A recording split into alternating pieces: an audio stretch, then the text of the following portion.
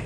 El versículo 8 dice lo siguiente: porque en otro tiempo erais tiniebla, mas ahora soy luz en el Señor. En otros tiempos erais ¿qué? Tinieblas, mas ahora sois luz en el Señor. Andad como hijos de ¿qué? De luz. Andad como hijos de luz. Este texto resume la idea central del capítulo, presentando un claro contraste entre los hijos de las tinieblas y los hijos de la luz. Además, Pablo exhorta, haciendo un llamado a la acción del creyente de andar como hijos de luz.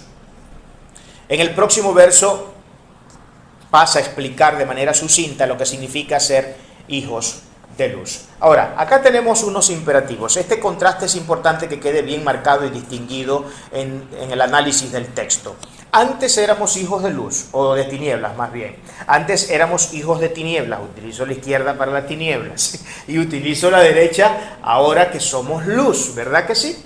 Antes éramos hijos de tinieblas, ahora somos hijos de luz. Los hijos de las tinieblas, lógicamente, producto de su naturaleza, de su constitución ontológica esencial, es decir, de su ser, de su naturaleza, ellos daban, por razón de esa constitución natural, de su naturaleza, ellos daban unos frutos, los frutos de la oscuridad. Ahora, ¿cuáles son esos frutos? Porque sería bueno entender acá qué significa ser un hijo de tinieblas, qué significa estar en la oscuridad, qué significa ser un hijo que está en completa falta de luz. Y bueno, yo creo que una de las maneras que nosotros podemos, básicamente, no es la única forma, pero es una de las maneras en que nosotros podemos de alguna manera apreciar e identificar qué significa ser un hijo de tinieblas, es viendo lo que Efesios 5 del 3 al 6 nos dice. Hablando de este mismo capítulo, en los versos anteriores al 8, dice: pero fornicación y toda inmundicia o avaricia ni aun se nombre entre vosotros como conviene a santos, ni palabras deshonestas, ni necedades, ni truhanerías que no convienen, sino antes bien acción de gracias. Porque sabéis esto, que ningún fornicario o inmundo o avaro, que es idolatría, tiene herencia en el reino de Cristo y de Dios. Nadie os engañe con palabras vanas, porque por estas cosas viene la ira de Dios sobre los hijos de desobediencia. Aquí tenemos una muestra, creo yo, sin duda alguna, pero muy característica de las personas que viven en las tinieblas, de las personas que son hijas de las tinieblas. Y Pablo, tratando de aclarar muy bien la idea, también se lo dice a los Gálatas. Y podemos entrar en el famoso capítulo de Gálatas 5, donde ya nosotros sabemos que Pablo hace toda una exposición acerca de lo que son las obras de las tinieblas y lo que son las obras de la luz. Vamos a ver en este caso lo que tiene Pablo que decir acerca de lo que vienen a ser las obras de las tinieblas. Él dice: y manifiestas son las obras de la carne, que son adulterio, fornicación, inmundicia, lascivia, idolatría, hechicerías, enemistades, pleitos, celos, iras, contiendas, disensiones, herejías, envidias, homicidios, borracheras, orgías y cosas semejantes a estas, acerca de las cuales os amonesto, como ya os he dicho antes, que los que practican tales cosas no heredarán el reino de Dios.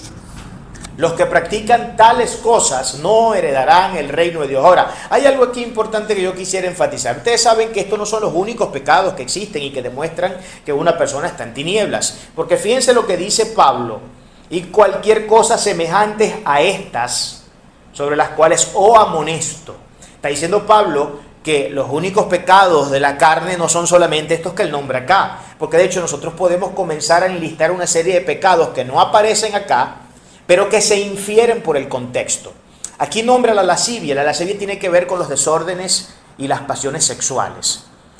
Y aunque no nombra, por ejemplo, no habla de fornicación, no habla de masturbación, tampoco habla de pornografía, ¿verdad? Pablo no menciona acá la pornografía, ni menciona tampoco la masturbación. Sin embargo, la masturbación y la pornografía son pecados.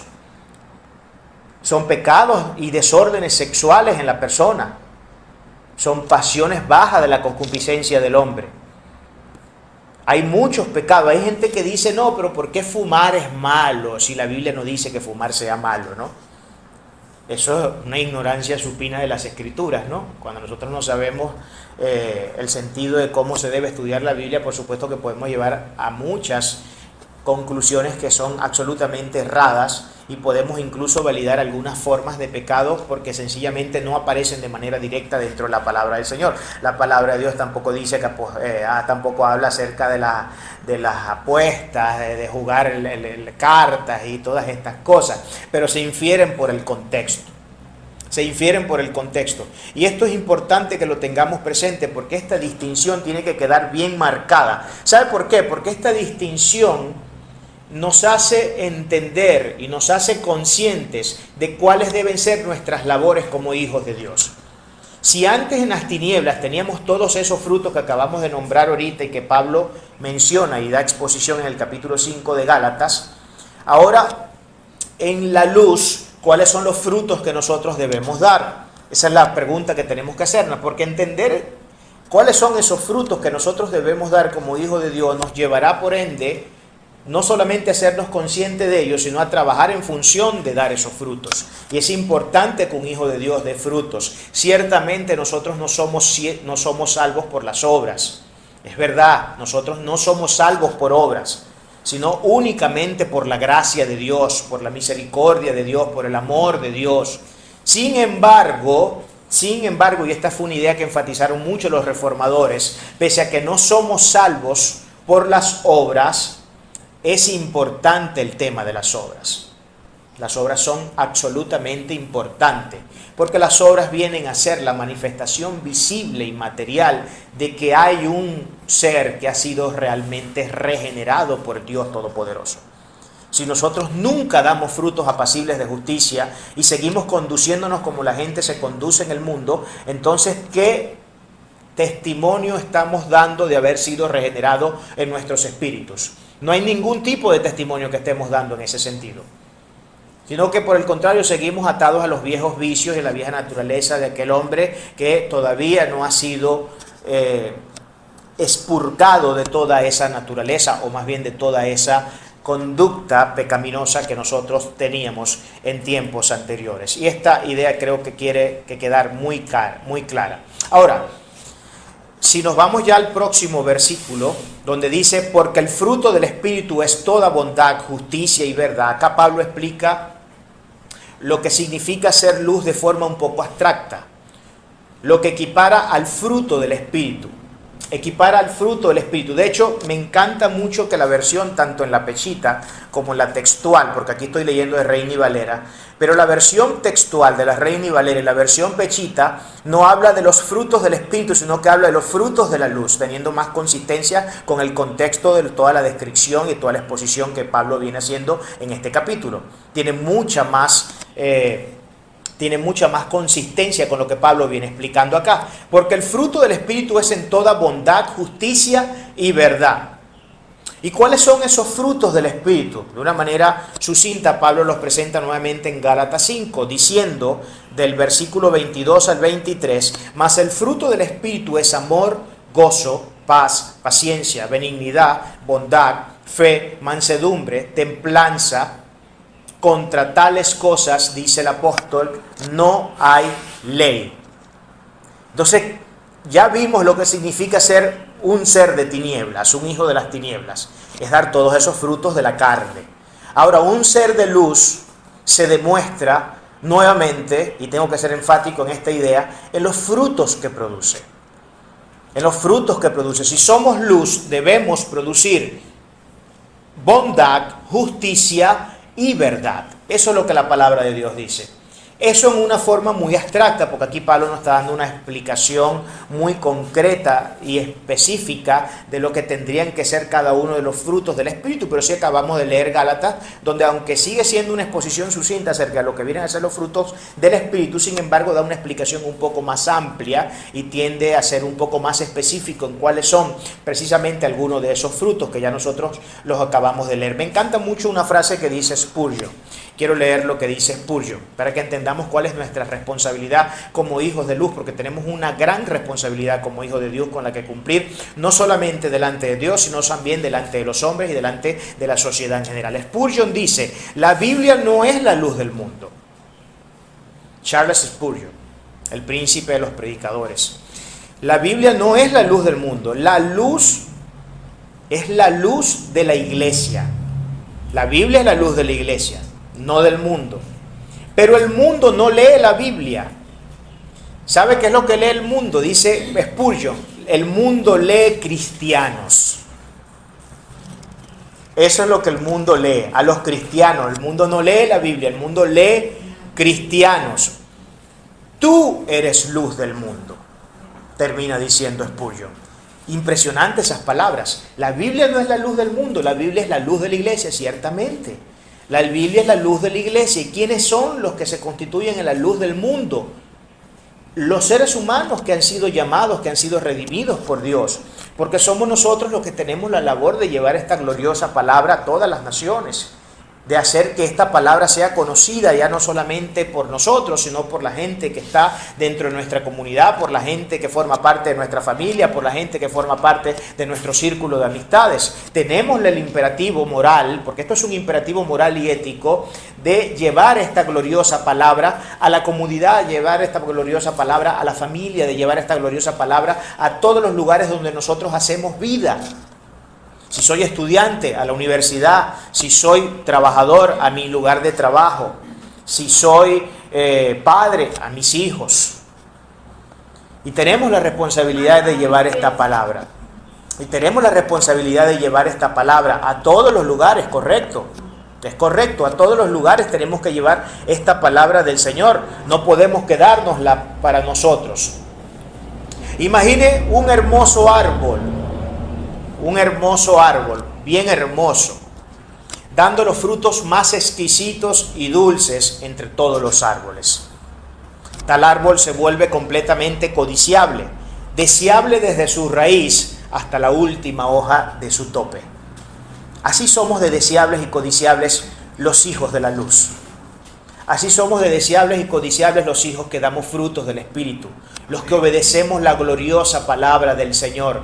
Somos tan deseables como ese árbol que da el fruto más exquisito y más dulce entre todos los frutos que pueden existir. Y póngale usted el nombre que quiera a ese árbol. No sé, de repente algunos de ustedes tienen como fruta favorita la manzana. Bueno, diga que ese árbol para usted es la manzana. De repente para algunos de ustedes no es la manzana, es la pera. O para otros podría ser el limón. un poco raro, ¿no? Pero de hecho existen personas que sí, a mí me fascina mucho el limón. De hecho es una de mis frutas favoritas, tengo que decirlo abiertamente. El limón. Otros podrían decir, hablando aquí un poquito bien jocosa, maracucha y jocosamente hablando, el mamón también puede ser. De hecho, para mí, yo siempre digo en jocosidad y en términos de echar un poco de broma, que la fruta prohibida que normalmente se ha estereotipado con la imagen de una manzana, para mí la fruta prohibida que comió Adán y Eva, que fue la que les llevó a la codicia de ese árbol, por lo rica que era o por lo codiciable que se veía ante sus ojos, no era la manzana, para mí era un mamón. Para mí era un mamón. Para otros podría ser una fresa, pero póngale usted el nombre que usted quiera ponerle a eso. Lo cierto es que nos convertimos en esos árboles codiciosos y deseables. La gente quiere estar con gente que le vean hacer cosas buenas. La gente, el mismo Dios, nosotros atraemos la presencia de Dios a nuestras vidas a tal magnitud cuando damos los frutos del Espíritu, que Dios se manifiesta en cada faceta y en cada área de nuestras vidas. Y esto es un imperativo moral y ético del cristiano. Nosotros debemos traer la presencia de Dios a nuestras vidas, no solamente, sino traer la presencia de Dios a cuanto lugar nosotros vamos, a todo lugar donde nosotros hacemos vida, donde nosotros tenemos responsabilidades. Tenemos la responsabilidad de traer la presencia de Dios a cada lugar. Y la única manera de nosotros poder traer la presencia de Dios, o una de las grandes maneras de hacer que esta realidad ocurra, es dando frutos apacibles de justicia. Siendo, como dice acá la Biblia, personas que tienen amor, que tienen gozo, que tienen paz, que tienen paciencia, que tienen benignidad, que tienen bondad, que tienen fe, que tienen mansedumbre, que tienen templanza. Tan poderosos son estos frutos que dice que contra tales cosas no existe ley alguna. No hay una ley que se haya creado que pene estas cosas. No hay, aunque se van a comenzar a levantar. Pero ya esto no, por razones de mentes que actúan consistentemente con la razón, sino por mentes que están tan entenebrecidas y tan corrompidas desde su núcleo central, que están comenzando a hacer lo que la Biblia dice. Ya estamos en el tiempo profético donde la Biblia dice que en los tiempos finales a lo bueno le llamarán malo y a lo malo le llamarán bueno. Hoy hay muchas formas de total violación a las leyes, tanto naturales como a las leyes propias que el hombre ha establecido. Hay tanta violación a estas leyes que, hermano, ya la gente lo hace, muchas de ellas lo hacen en piloto automático, sin siquiera detenerse a pensar y a razonar siquiera y a tratar de hacer inteligible la realidad de estas cosas. Por ejemplo, hoy se está promoviendo mucho las campañas de ideología de géneros y toda esta basura que existe en el mundo contemporáneo. Ya hay 110 formas de géneros distintas que han sido contabilizadas por las Naciones Unidas. 110 formas distintas. Hay perros, hay hombres gatos, hay hombres osos, hay hombres tigres, hay hombres leones. Hay una tipa en Francia, creo que fue, no, si mal no recuerdo, que se casó con el pilar. Se casó. Escuchen lo que voy a decir para que vean el nivel de depravación moral y de falta de racionalidad a la que hemos llegado por razón del pecado. Porque sabe que una de las cosas que fractura profundamente el pecado es la razón del hombre. Cuando una persona es muy pecadora, su entendimiento se entenebrece, se oscurece su capacidad de poder entender la realidad de la vida. Y mientras más pecadora es la persona, más bruta es la persona. Eso es lo que estoy tratando de decir. Mientras más pecadora es una persona, más bruta es y más difícil es para esa persona entender la realidad de la vida. No puede captar la realidad de la vida, porque su mente está completamente oscurecida por las tinieblas.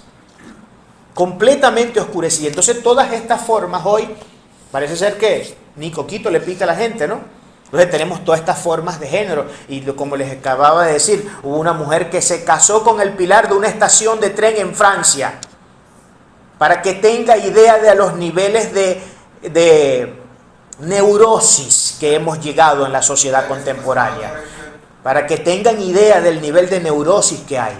Gente que se ha casado con animales, gente que se ha casado con... Hubo un tipo, el caso de un tipo.